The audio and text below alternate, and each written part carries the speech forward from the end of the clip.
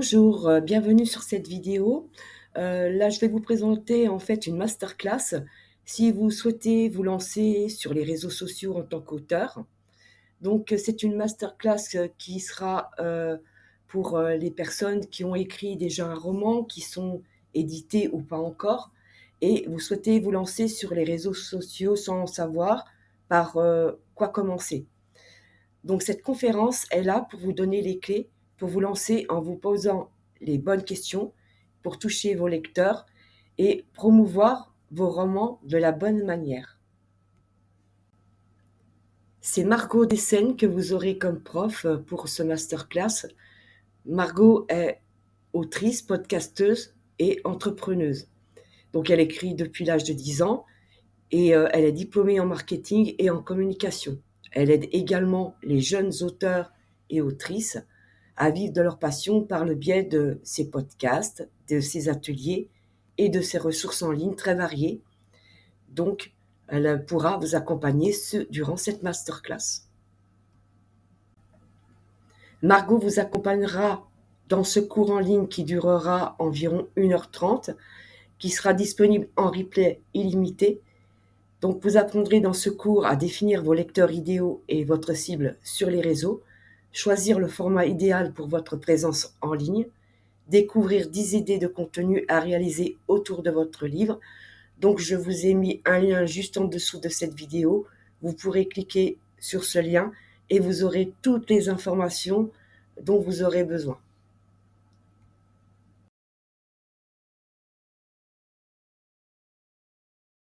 C'est sur les réseaux sociaux.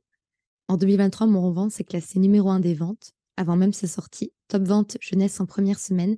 Et je vais dire les chiffres parce qu'ils sont entre guillemets très accessibles. En juillet, donc moins de 6 mois après sa sortie, le roman dépassait déjà les 10 000 ventes.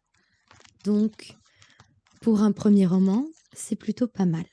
On n'est pas sur les best-sellers écrits par Harry qui crache sur toute la famille royale, qui se vend à plusieurs dizaines de milliers d'exemplaires toutes les semaines, mais on est sur quelque chose qui, sur un premier roman, fait parler de lui, et je vais vous expliquer un petit peu pourquoi. Une des raisons pourquoi ça s'est si bien vendu, c'est ça. Bonjour, mes deux comptes. Donc, je suis à la fois présente sur Instagram, on va bientôt atteindre les 17 000 abonnés, et sur TikTok, presque 15 000. Et c'est des choses sur lesquelles je travaille depuis un moment aujourd'hui, où j'ai pris le temps de créer des communautés. Et c'est le truc de dire, c'est pas pour ça qu'un auteur est publié, jamais. On ne va pas sur les réseaux sociaux en se disant je peux écrire n'importe quoi et être publié. Non, on va sur les réseaux sociaux pour s'assurer que le lectorat nous connaisse déjà avant même la sortie de notre roman. Parce que comme vous pouvez le voir, mon roman, il est sorti en 2023. Je me suis lancée en 2019. Donc, sachant que c'était février et novembre, donc on va dire, allez, 3 ans avant. 3 ans avant que mon roman sorte, j'étais sur les réseaux sociaux et j'en parlais déjà. Et en tout cas, je me plaçais déjà comme quelqu'un qui écrivait et qui aimait ça. Et ça a changé beaucoup de choses, je dois vous dire. Je pense que ça a été la meilleure décision que j'ai prise parce que ça faisait déjà 2 ans que je réfléchissais à me lancer sur les réseaux sociaux, mais je me sentais pas légitime du tout. Je savais pas par où commencer, malgré ma formation. Et un jour, j'ai sauté le pas. Et c'est exactement pour ça que je vous parle aujourd'hui. C'est sauter le pas, c'est le plus difficile et c'est ce qu'on va faire ce soir ensemble.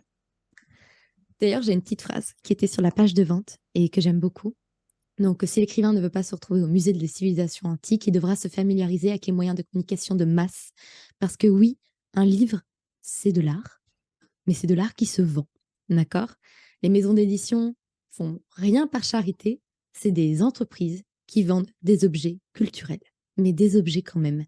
Et donc des objets qui vont être marketés, qui vont être sur lesquels on va faire de la communication, sur lesquels on va faire de la promotion, sur lesquels l'auteur va se déplacer pour rencontrer ses lecteurs, non pas non plus par charité, même si ça peut être fait parce qu'on aime bien rencontrer ses lecteurs, mais aussi pour créer du lien. Donc il y a tout un ensemble de marketing et de communication qui s'entoure autour d'un objet d'art sur lequel on n'est pas tellement habitué. On a tendance à dire que l'art ne se vend pas, mais si, il se vend. Et au contraire, à partir du moment où on a compris ça, là, on peut commencer à vivre de sa plume.